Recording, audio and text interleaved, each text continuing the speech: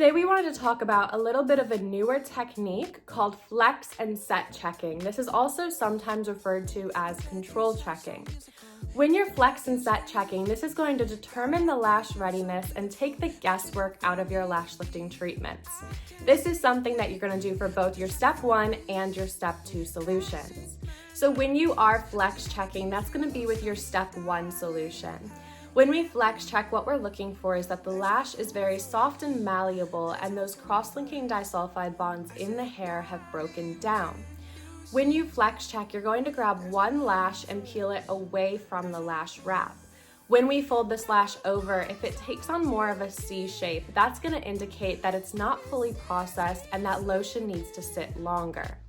When you then peel the lash away and down and it collapses more into a tight U or almost a V shape, that is going to indicate that those cross-linking disulfide bonds have been broken down and that lash is ready.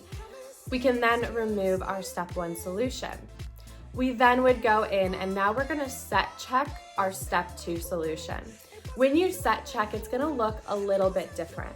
So when you're flex checking, you're looking for that lash to be soft and malleable.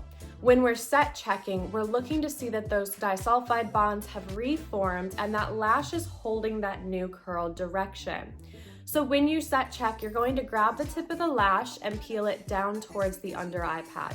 You're then going to just release that lash. Now what we're looking for is we're looking for that lash to recoil or spring back up into that lifted position, mimicking the shape of the rod or shield that we are working on.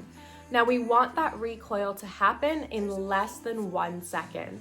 If that lash slowly returns back to position, that indicates that our setting solution has not fully processed and it needs to be left longer.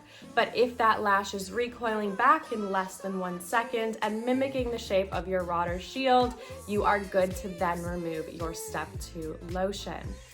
After your step 2 lotion is removed, you can then go in with some regen to really nourish those lashes, followed by a lash bath to remove all lotions, adhesives, and your rod or shields from the eye area. After that lash bath is complete, you can then look at your absolutely beautiful results and see that your flex and set checking has really helped to indicate the appropriate time to process your client's lashes.